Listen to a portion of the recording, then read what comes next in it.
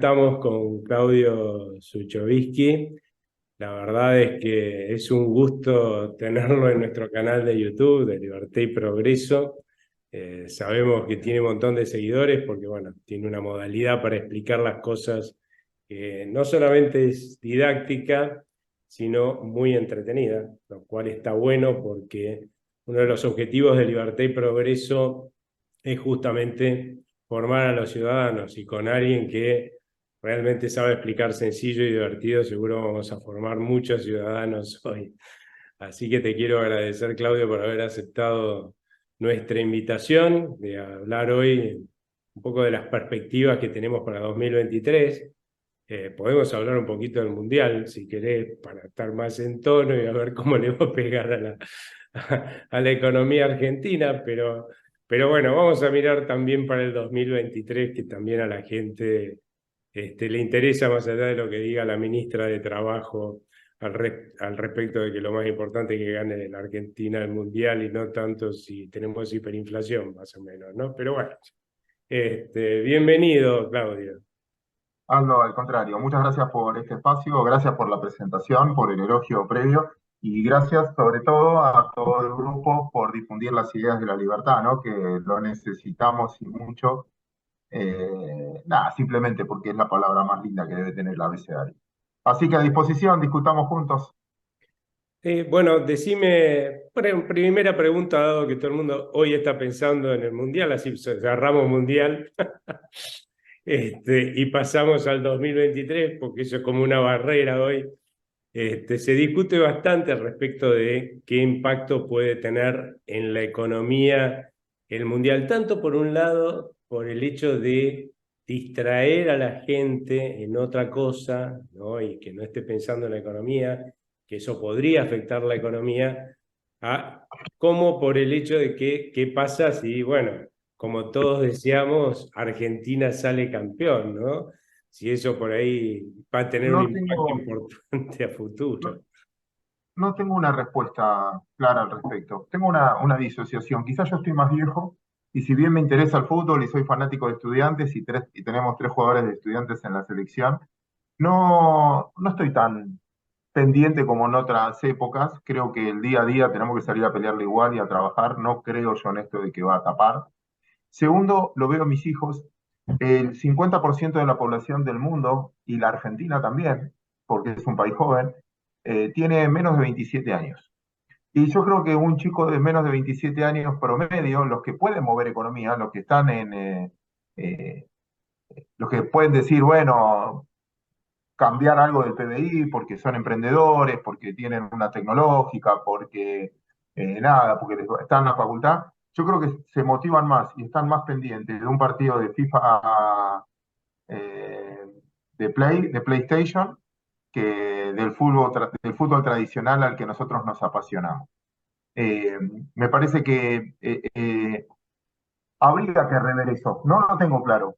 Te repito, lo veo en mis hijos. Me parece que su interacción con el deporte a veces es más a través de la tecnología o de practicarlo ellos que de la pasión que teníamos nosotros, ¿no? Por el fútbol. Por lo tanto, la primera pregunta creo que no va a cambiar, no va a distraer, no va nada. Vos tenés que, el que nos está mirando, vos, yo, todos nos tenemos que levantar al otro día, el martes juega la Argentina, a la tarde ya tenés reunión y a las 4 de la tarde tenés que saber, vas a estar mirando si el mercado subió, bajó, si te dejan aportar si te dejan importar, no te dejan importar. Hoy, el mundo de hoy te imposibilita paralizarte. Sí, totalmente. No, y además, la verdad es que por ahí la gente con un poquito más de alegría, si nos diera una alegría, podemos decir que va a consumir un poco más, pero eso es un alivio muy coyuntural, muy marginal. En realidad, el que mueve la balanza es si acá seguimos dando malas noticias económicas como para que, como vos decís, los emprendedores no emprendan más en Argentina, los que, los que son pymes o inversores importantes no inviertan más en el país. Eso es lo que a la larga va a significar que la Argentina sea más o menos pobre, ¿no? Y eso no depende de que salgamos campeones ni en lo más mínimo. Podemos estar un poquito distraídos de la realidad por un campeonato que ganemos, un par de días hasta que la realidad argentina, que es rápida para atropellarte, ¿no? Viste que te vas de vacaciones, volvés, uy, qué bárbaro, qué linda mis vacaciones, y a los 4 o 5 días te cachetearon tanto que la verdad se te fueron las Bueno, vacaciones. yo ahí Las creo, vacaciones son hace una eternidad. mucho de discutir y no lo sé, porque la respuesta es que no lo sé, pero tampoco tengo evidencia de pensar que porque ganes un mundial o porque gastes mucho más después. Puedes cambiar la actitud de que estés contento un domingo, lunes, martes y que estés hablando de ese tema. Pero no veo una evidencia empírica en el que te pueda decir cambia la actitud de la gente en términos de consumo global, que sirva, ¿no? Para que cambie un Sí, número de sí, TV. grande, grande. Y Sí, es muy el, marginal seguramente. y el segundo punto es que hoy las redes sociales hace que vos puedas ver en vivo si un ministro o una ex ministra se está comprando un celular. Yo creo que hoy tapar a través de un partido de fútbol. Yo me acuerdo en las mejores investigaciones de la Nata que le ponían Boca River y no bajaba el rating de la gente o la viralización del día después de los hechos. Por eso me parece que es la antigua política la que cree que va a poder tapar o que el entusiasmo del fútbol o las elecciones, ¿te acordás que decían, no, nosotros somos alegría, nosotros garchamos, no me acuerdo qué decían, como, perdón la terminología, pero como que decían eso, como que era lo que le importaba a la gente y yo no, para mí no hay evidencia de eso. Yo cuando hablo con la gente que me toca hablar, o mis hijos o lo que fuera, están preocupados si consumen, si les alcanza la guita, si pueden pagar la tarjeta, si lo que le viene de tarifa, el resto no sé. ¿Y cómo ves que viene este plan de Sergio Massa? Porque se están dando algunas señales que hasta ahora no veíamos, ¿no? Que es los dólares paralelos han empezado a subir, ¿no? Cuando antes todo el mundo te preguntaba, bueno, ¿por qué está tranquilo? ¿No? Ahora todo el mundo obviamente está preocupado porque están subiendo. Pero te agrego algo porque creo que es algo que vale la pena que analices, ¿no? Y lo analicemos juntos en todo caso, es este dato de que esta vez están subiendo los dólares paralelos, pero fíjate que el riesgo país está bajando, ¿no? ¿Cómo lo explicarías vos? A ver, depende con qué compares. A ver, vamos en parte. Si tomo desde el principio de año, cuando el gobierno dijo que, al principio de año no, perdón, hace un mes, que va a cambiar el tipo de cambio y vas a tener un tipo de cambio para viajar con un impuesto nuevo y se te va a ir a 3.20, no sé, a valor hoy, y además que al que viajaba, al que venía, que antes pagaba, vendía los dólares en una cueva o vendía en el cambio, les van a reconocer dólar MEP. Y automáticamente digo, yo no puedo creer entonces que el dólar blue valga menos, porque en el fondo vos le estás sacando un vendedor al dólar blue, le estás sacando un vendedor, porque antes era el turista que venía y vendía dólar blue, y le estás sumando un comprador, porque a mí me conviene, si viajo, ahora estoy viajando, me conviene pagar en efectivo y no me conviene pagar con tarjeta. Con lo cual, le voy a agregar un poquito más de demanda al dólar blue y menos oferta, del mercado chico si querés que es. Por lo tanto, me parece que el gobierno convalidó un valor de 3.20. La sorpresa era por qué se mantuvo un tiempo debajo de 3.20 cuando... Y la gente viaja igual con 3.20. O sea, Qatar fueron igual, no es que imposibilitó. Y si uno mira lo que subieron las cosas, no sé, el dólar no es la variable que más subió en el último tiempo si comparo lo que subió desde un remedio, ropa, algunos alimentos, no todos. Creo que comer en Argentina es más barato que en el resto de los países vecinos, el resto es más caro. El segundo punto es, depende de donde mires el horizonte. Un bono argentino, antes de la duda del canje, si iban a aceptar el canje o no, en la primera discusión valía 50% de paridad. Un año después, 2 años después casi, pagando dos cupones, está al 25, al 22. Digo, entonces subió. ¿Qué subió? Vale la mitad de lo que valía antes. Valía 20 hace una semana y 22 hoy para poner ese valor. Me parece que en el fondo lo que estás viendo es que aumenta la expectativa en algún momento de racionalismo, en racionalidad en la economía argentina, pero no por los políticos, sino por lo que vos ves en la base. Yo insisto con una frase, y perdón que fui largo en la respuesta. Cuando éramos jóvenes, Aldo, y nosotros nos tocaba convivir o discutir, nosotros me acuerdo siempre que teníamos de asesor, el revolucionario era de izquierda, y en los centros de estudiantes eran de izquierda. Y la revolución pasaba por ahí. Hoy das vueltas por el mundo y el revolucionario es liberal, en el punto de vista y eso, cuando vos discutís, bueno, dame las encuestas, quién va primero, quién va segundo, quién va tercero, quién va cuarto. Y cuando sumás, decís, bueno, no importa quién, pero la economía pro mercado le está ganando 70-30 a la economía antimercado. Y eso también te trae una esperanza en el 2023. No, no voy a pagar para ver, yo ya me equivoqué, yo soy de los que se equivocó, que en el 2015 pagué para ver, quería ver dentro de la cancha, perdí. Ahora voy a ver para pagar. Pero en el fondo, el entusiasmo, eso me importa más que el mundial, el hecho de ver que la sociedad, el 70% de la sociedad, empieza a discutir la reducción del gasto público, que el mismo peronismo hoy, si querés, milita el acuerdo con el fondo, que el mismo peronismo hoy milita tasa de interés positiva, que milita la suba de tarifas. Pues sí, bueno, si el 70% estamos de acuerdo que la guita se hace laburando, que hay que respetar los contratos, que hay que ordenar la economía y no hay que tener déficit fiscal, y me dan ganas de una apuesta a la Argentina. Sí, totalmente. Claro, lo que pasa es que uno después mira un poquito más allá, mira las voluntades que por ahí hay en términos en el gobierno, de incluso, pongámoslo, más restringido dentro del Ministerio de Economía, de resolver cosas más profundas, y te aparece claramente el temor, ¿no?, de el corto plazo, ¿no?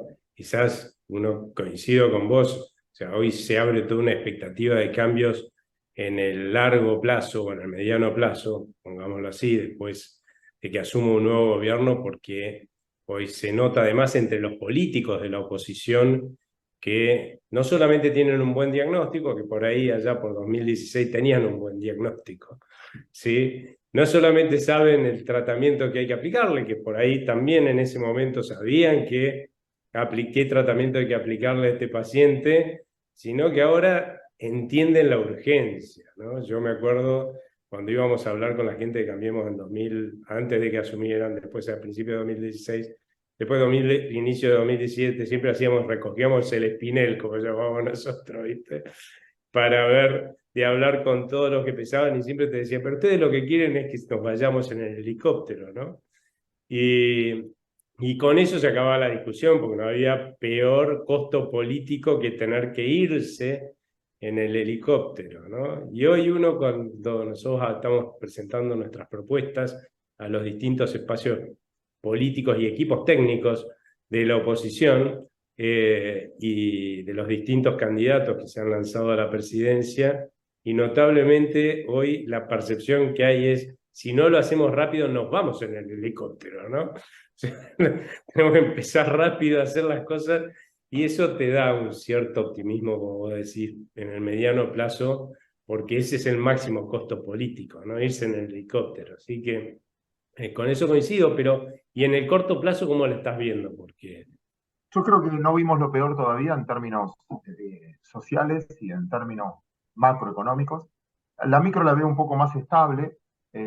Siempre insisto con lo mismo, como dato oficial, mínimo histórico de cheques rechazados, mínimo histórico de deuda privada.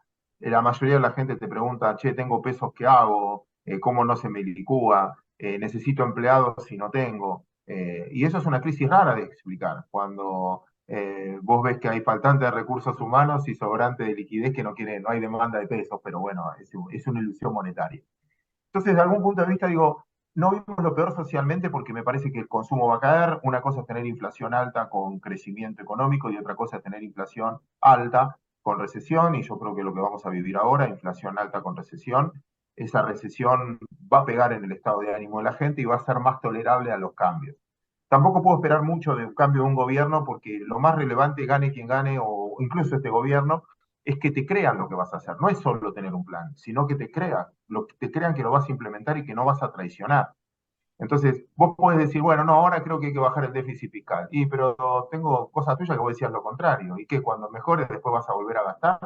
Como pasó también en los 90, ¿no? Que compraron ese libreto y después cuando tuvieron rienda siempre volvieron a la histórica de volver a gastar de más. Entonces, las cosas las tenés que creer convencido y hoy uno lo ve convencido.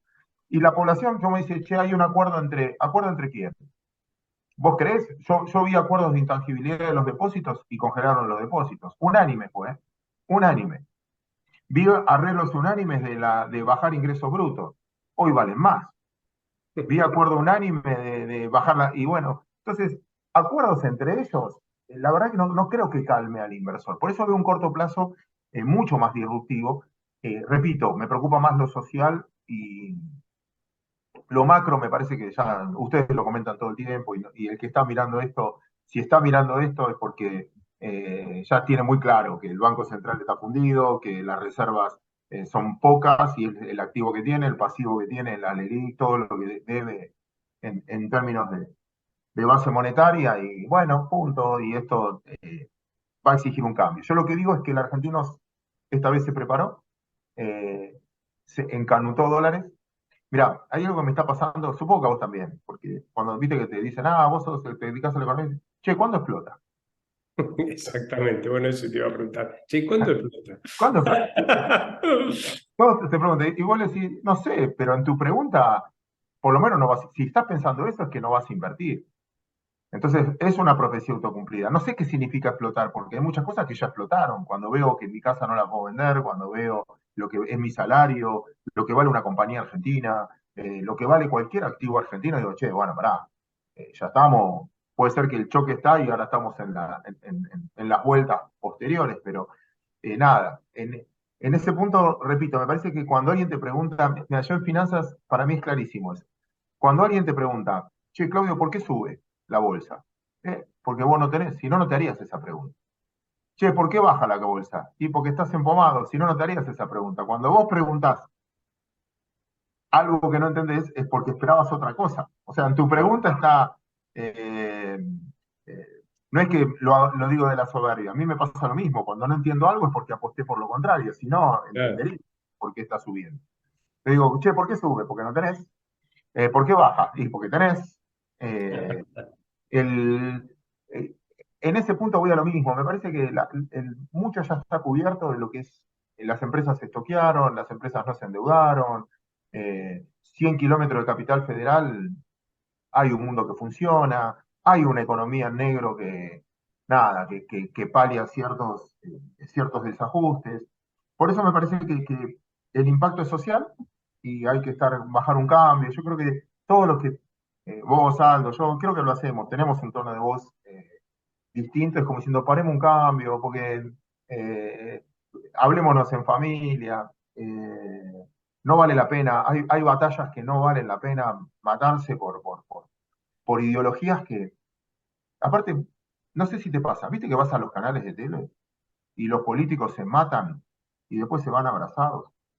Sí, sí, te van a tomar un café el cafecito al boliche de la esquina.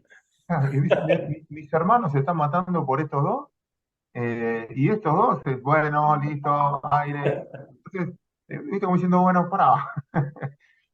Nosotros, todo lo que están mirando esto, siempre se lo robé esta frase a Juan Carlos de Pablo, que siempre lo dice, siempre termina la charla diciendo, bueno, muchachos, pase lo que pase, nosotros tenemos que trabajar, tenemos que salir a buscar el mango, tenemos que, punto, eso. Entonces, van a ser meses durísimos, cae el consumo, cae la inversión, eh, cae el gasto público porque no hay infraestructura, ya no puede crecer la Argentina porque no tiene infraestructura, la balanza comercial cae. Si eso es la definición de PBI, ya está, el PBI no puede subir y en una época inflacionaria difícil de bajar porque ya tenés una estructura eh, de costos terrible, porque no tenés insumos. Entonces, estemos preparados para 3, 4 meses complicados y después creo que vale la apuesta. Pero bueno, nada, tenemos que ser más sociólogos en este proceso que economistas. No, sin lugar a dudas, pero yo creo que cuando nos preguntan, che, ¿por qué esto no explota? Claramente no se están imaginando por ahí un escenario que yo por ahora les doy más probabilidad, que es un poco lo que vos decís, ¿no? O sea, claramente el PBI, la producción argentina va a ir para abajo a partir de ahora, ¿no? Desde septiembre ya está cayendo, yo veo pocas chances de que repunte, ni siquiera con una buena cosecha en el segundo trimestre, aunque podría llegar a moderarlo. Que la inflación baje del 100% el año que viene puede pasar, porque va a haber todos esos controles de precios, tarifas y todas esas cosas que hicieron en 2021, ¿cierto? Con menos recursos, ¿no? Porque No sé cómo van a hacer para trazar el tipo de cambio si no tienen reservas, primer punto, ¿no? Pero lo van a intentar, porque es así. Las elecciones justifican cualquier suicidio, pero la verdad es que después va a volver a subir por encima del 100%. O sea, claramente ese es el escenario, por ahí que yo veo más probable hacia adelante, pero cada vez que uno habla de estos escenarios, igual te preguntan, ¿no? ¿Cuándo va a explotar? Y un poco la pregunta es, ¿va a explotar antes de que se lo entreguen al próximo gobierno o le va a explotar este gobierno, ¿no? Sí, insisto que es explotar también, ¿no? Porque en el Una fondo, hiper, ponele, o una una hiper, crisis sí, profunda, una crisis como la del 2002 o 1989. Eso es lo sí, que teme la gente, ¿no? Y que hoy es con la cierto cantidad que de no, cepos que hay, con la cantidad de cepos adivino que no hay, es, ¿no? no, depende con cuánto gane el gobierno que viene, pero no sé si es heredable. Yo no sé si lo pueden tirar al gobierno que viene, porque en el fondo esto se acelera por la desconfianza. Yo creo que se aceleraría la hiper si vos ves percepción de que no hay cambio, de que hay, que es como las elecciones de 2015, 51 a 48. Ahí decís, bueno, la mitad de la población cree que estamos bien. Entonces, en eso sí yo creo que va a acelerar el proceso. Pero no sé, no. Hiper, los que saben más, y vos sabés más que yo de esto, te dicen que, bueno, hay mucho cepo, hay mucho desabastecimiento, hay caída de consumo. eh, es difícil. Una cosa es inflación alta y otra cosa es hiper ya. Pero bueno, no sé, eso es incomprobable. Si vos mirás todas las hiper que tuvo la Argentina, 3 meses antes eran impredecibles, todas. Nadie te lo. Pero, eh, y previamente hubo un cepo, eh, bueno, sí, ojo, ¿eh? Hasta que estalló, ahí ya no hay más cepo. bueno, eso replanteará un cambio de moneda o lo que fuera, pero siempre el costo va a ser de este gobierno, no es que le va a explotar al otro. Y la ventaja es que cuando vos estudias los procesos también duran poco. O sea, es durísimo, pero también Bien. duran poco. Pero déjame contestarte quizás con una chicana, no chicana, con un golpe bajo. Y perdón, No, no, dale, también, dale, estamos también charlando. uno puede decir, explotó cuando un chico muere de hambre, ¿no? Explotó cuando un pibe tiene que ir a Eh, buscar comida en el basural. Explotó cuando vos ves que tenés ciudades en el cual estás restringiendo, no quiero ir de noche, no quiero pasar, cuando tenés restringidas tus libertades, ¿no? Eso es una calidad de vida que vos podés decir, bueno, pará, esto es peor que el 2001 en muchos términos. Yo de las que viví, quizás porque soy más viejo, para mí esta es la más complicada en términos de nada, de infraestructura. En el 89 vos tenías un nivel de educación y un nivel de inserción donde la economía estaba mal, pero había una infraestructura cultural distinta. En el 2001 tenías una infraestructura ociosa terrible. Ya, se habían hecho inversiones en los 90 y venías de 10 años sin inflación y venías de 10 años donde el gasto público era el 25% del PBI, con lo cual dar vuelta cuando el 25% del gasto público era PBI, con solo retenciones ya tuviste superávit enseguida. Esta me parece que es cultural, es mucho más complicada, el 45% del gasto de gasto con respecto al PBI y mucha sociedad dependiente de eso, me parece que es un cambio mucho más profundo, ¿no? Es cultural. Hay mucha gente que cree que la guita se hace pidiendo, ¿no? sí, sí. Comparto plenamente, pero la verdad es que esa es la realidad esperable en un país en decadencia, ¿no? Donde cada vez que vos te caes en una crisis, llegás a un punto más bajo que la crisis anterior y cuando te recuperás llegás a un punto más bajo que la recuperación anterior, ¿no? La tendencia va continuamente hacia el empobrecimiento. Marcos Aguinis lo define como un tobogán descendente, ¿no? Claro, totalmente. Un Entonces, oscilante. es lógico que hoy nos sentamos por ahí peor. De hecho, a mí una de las cosas notables que me pasa, o me pasaba, porque ahora ya no hay más recuperación económica, pero la verdad es que por factores internacionales, fundamentalmente esta recuperación económica que hubo después de la pandemia, superó la expectativa de lo que es la propia recuperación por la pandemia, ¿no? Por las cosas que se hicieron en la Argentina en la pandemia. Y a pesar de que uno veía que la economía se recuperaba, vos hablabas de fuerte recuperación y del otro lado los periodistas y la gente con la que hablabas te decían, ¿de qué recuperación me estás hablando? ¿No? Como yo me sigo sintiendo que estoy abajo del agua. ¿Viste? Y vos me hablás de que estoy ahí arriba flotando, disfrutando del sol ¿viste? En un gomón, ¿no?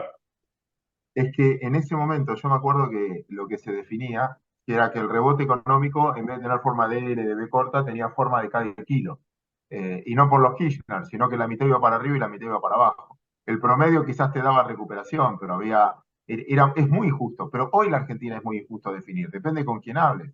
Vos decirle a un importador hoy, che, qué bien que está la Argentina. Hace 3 meses el importador decía, no, esto está bien, esto está funcionando. Hoy le preguntás a un importador, che, bien, y te corre, te putea. El campo con la sequía. Entonces es muy desigual, ¿no? El punto que estás viviendo. Otra cosa es el que vive el turismo, otra cosa es el que tiene un restaurante bien ubicado, el que tiene, vos ves, uy, mirá, hay consumo, el que está trayendo espectáculo le está trayendo bien. Es muy cada kilo. Un empleado hoy la está pasando muy mal.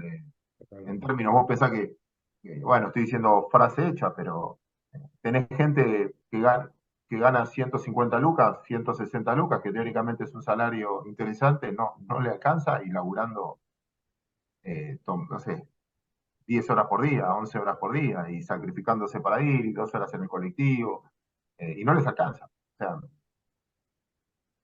así que depende a quién le hables también, ¿no?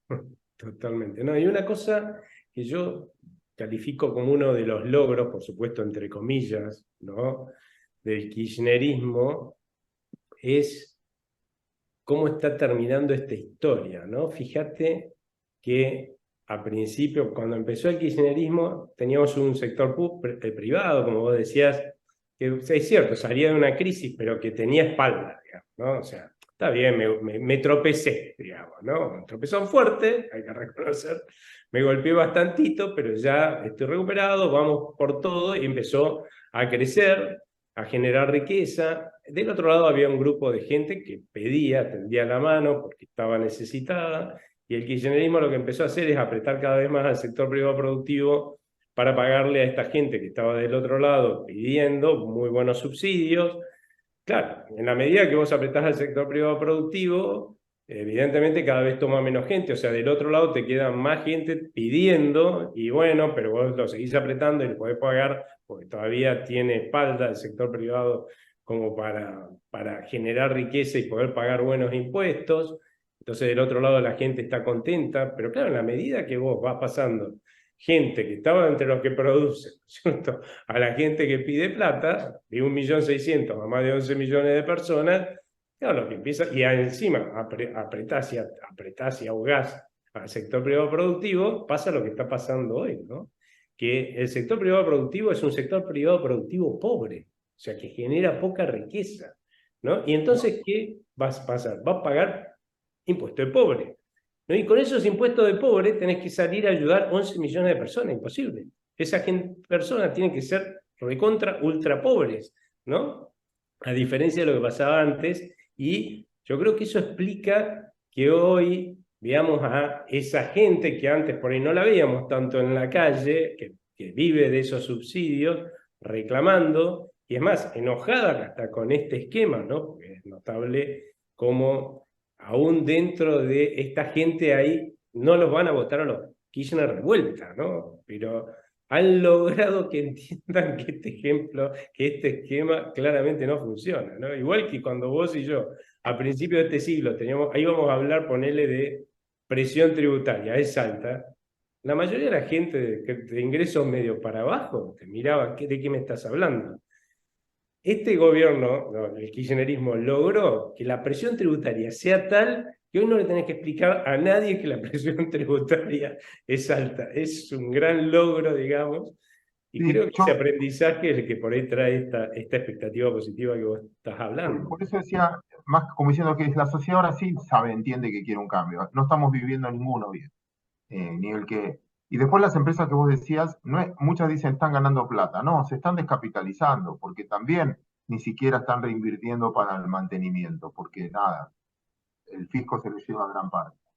Por eso me parece que va a haber un cambio en ese lado. Hoy sí, yo creo que la sociedad está preparada para reformas que hace 4 años quizás no estaba preparada. Pero bueno, la transición va a ser difícil.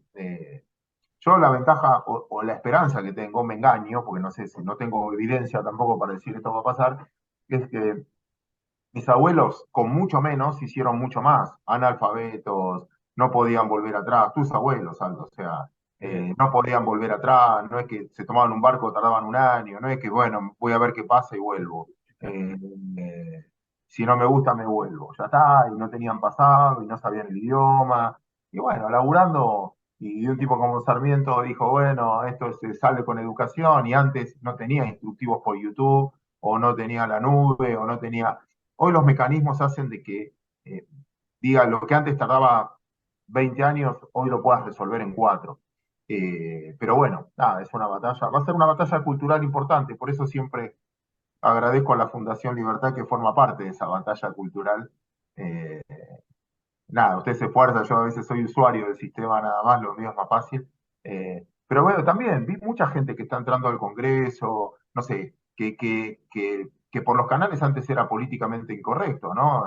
No sé, un Martín Tetaz, Patricia Burrich, Javier, Milei, Waldo Wolf, José Luis Esper, ves mucha gente que vos decís, wow, estos tipos ahora van por canales públicos perdón, porque tendría que haber nombrado un montón y seguramente me olvido de un Sí, montón. no, no, seguro. Pero es una buena noticia, ¿no? López Murphy, nada, vos los escuchás y decís, che, este tipo los están invitando de programas centrales, ¿no? Entonces decís, wow.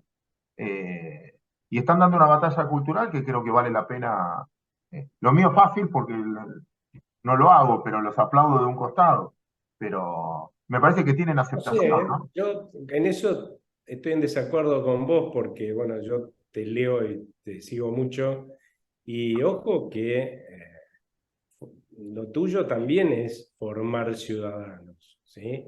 La formación de ciudadanos no se hace solamente hablando de política, calidad, sino explicándole las cosas en sencillo como para que no compren pescado podrido. Ahí también está formando ciudadanos en definitiva. Yo creo que no solamente, por supuesto, la Fundación Libertad y Progreso, pero muchísima gente desde hace mucho tiempo viene sembrando y sembrando y sembrando, y está muy bueno por otro lado, por eso yo festejo, es algo que a mí no me sale hacer política partidaria, pero festejo que aparezcan estas personas que sabés que tienen una gran calidad como personas y además que pueden juntar, pueden cosechar esa siembra, ¿no? Porque nosotros no lo podemos hacer, porque nosotros somos una fundación, porque vos te dedicás a tu trabajo, ¿no? Alguien tiene que cosechar, ¿no? Y que aparezcan todas estas personas que vienen a cosechar en función de lo que uno sembró, de ideas de la libertad y que las pueda llevar al poder, la verdad es que es como algo que te vuelve muy optimista hacia adelante, porque es cierto, vos lo ves en la sociedad esto, de que hay para cosechar, pero si no lo cosecha nadie, ¿no? Está muy bien, muy buen punto. Así Nada, es. eso, así que a seguir peleando, a seguir.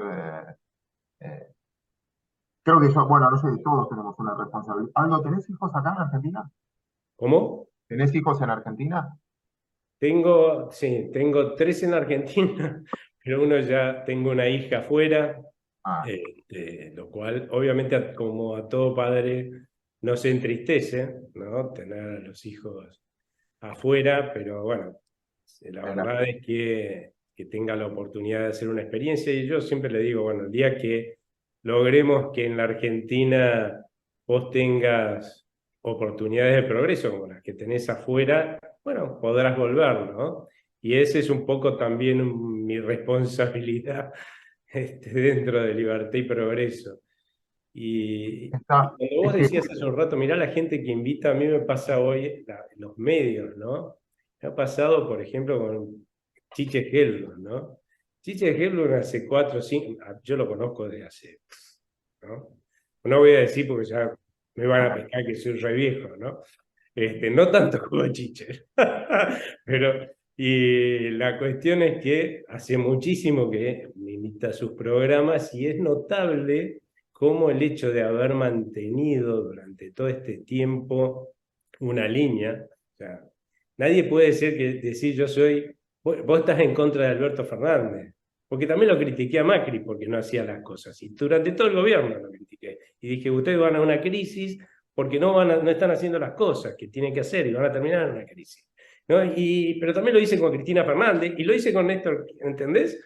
Entonces, ¿qué es lo que ya creo que por perseverancia, ¿no? Ya los últimos programas que me invitaban, no sé, hace un año, ponele, Chiche Hello empezaba a decir las cosas que yo tenía que decir, ¿no? Un día le Mm. dije al aire, ¿no? Sí, pero la verdad, la próxima vez te reporteo yo a vos. Y simplificamos, ¿no? Y así me ha pasado con muchísimos periodistas, pero justamente porque mucha gente ha mantenido una coherencia en el tiempo, como transmitiendo un mensaje, sembrando esa semilla lo mejor que se pudo, y ligándonos a los sopapos que nos habremos ligado, y esa coherencia yo creo que va arrastrando gente, ¿no? Y el tipo lo dijo una vez, lo dijo dos veces y siempre salió así, o sea, algo está mal, y entonces si hoy ves una permeabilidad increíble de nuestras ideas, ¿no? Sí, sí, es verdad. De hecho, me acuerdo que en todo caso íbamos a los programas de PIE o nos cruzábamos en Claro. marginales, no es que te iban. El punto es que te preguntaba lo de tus hijos, porque también creo que es una apuesta que vale la pena, que lo vamos a tener que hacer. O sea, a mí me gusta que mis hijos viajen y que abran la cabeza. Yo me llevé un grupo de alumnos ahora, estuvimos estudiando una semana afuera, y mi lema era que vos nunca vas a conocer tu país si no estás fuera de o tu contexto si no está fuera de tu contexto un tiempo. Entonces, y todos los grandes próceres que nosotros generalmente leemos o nos gustan, o debes tener tus libros ahí atrás, vivieron un tiempo también afuera. Entonces está bueno, pero también tenemos que generar un clima para que vuelvan. Si no, ¿de qué sirve todo lo que hicimos si, Exactamente. si tenés que ir o tenés que fomentar a que se vayan a otro lado? Entonces, nada, creo que esa apuesta vale la pena. Y, nada, siempre hablamos con Agustín, con ustedes, te devuelvo el elogio porque siempre fueron personas que estaban, me acuerdo, la primera que te fui a ver, que estaba hasta la Lázaro, y me acuerdo en, en el esquema. Mm. Nada, eso, de ser constantes en algo que, bueno, por suerte, me parece que el mundo, no solo Argentina, empezó a darse cuenta que la libertad es uno de los mejores desarrollos del ser humano. Sí, y una cosa más que yo creo que nos falta aprender, quizás yo lo aprendí, digamos, por mi experiencia de vida en su momento. Eh, yo hice mucha política cuando empezó yo estaba en la facultad cuando empezó la democracia, ¿no? Empezaba la democracia, yo empezaba la facultad, hice mucha política, no en la facultad, pero sí política partidaria en aquel momento, en la UCD, y lo que vi es que en ese momento nosotros teníamos un peso importante dentro de lo que era la juventud, ¿no? Éramos medio antisistema, ¿no? Éramos la revolución, como decía, que después lamentablemente se dejó ese espacio a la izquierda. Y una de las cosas que no nos dimos cuenta, yo creo, mi generación, los que hacíamos política en ese momento, es que una vez que nosotros vimos que entrábamos en la convertibilidad, y después uno decía, bueno, está bien, no sé, es un presidente medio estrafalario, qué sé yo, por ahí es populista, pero digamos, los cambios en la historia de un país no se dan de un día para el otro y mágicamente. O sea, la gente va aprendiendo a votar, el próximo será un poco menos, digamos, un poco más presentable, más serio, ¿no? Y vino de la rumba. Y bueno, entonces, claramente todo el mundo, en aquella época creo que nos confundimos y dijimos, bueno, ya está, la pelotita está rodando, ¿no? Entonces, ya está, nos dediquemos a nuestra vida. Y Sí, fue un error, ¿no? Porque mira, mirá dónde terminamos, con yo Néstor. también te tomo ese punto como autocrítico y lo tomo también como personal, porque yo soy de los que confundí que creo que está mal, o la gente, ¿no? Y no supe hacerlo también, cuando uno confunde el modelo, una mala aplicación del modelo con un modelo. Entonces, cuando vos te dicen, no, los 90 fueron liberales, digo, tipo de cambio fijo, liberal, ¿te parece? O sea, es parte de un modelo, y a veces confundían, la gente se llevó una imagen que no es lo que uno... Le pasa lo mismo a la izquierda muchas veces, cuando te dicen, bueno, no, pero el kirchnerismo, y vos decís, no, pero vos estás seguro que fue... eh, Entonces, la mala aplicación de un modelo hace más daño al modelo, o algo aplicado a medias, ¿no? Sí, totalmente. Además, una realidad que yo creo que también la estamos viendo a nivel mundial, ¿no? Que vos hablabas del mundo, que también hay un cambio, ¿sí? Pero a nivel mundial yo creo que justamente el cambio está apareciendo porque de golpe empezamos a ver que aún en países que uno antes ponía como ejemplo de democracias republicanas, empezaban a votar tipos que parecían más populistas que otra cosa, ¿no es cierto? Y de golpe dijiste, pero ¿y qué le pasó acá? Este yo lo daba como ejemplo y ahora vale que me tengo que callar.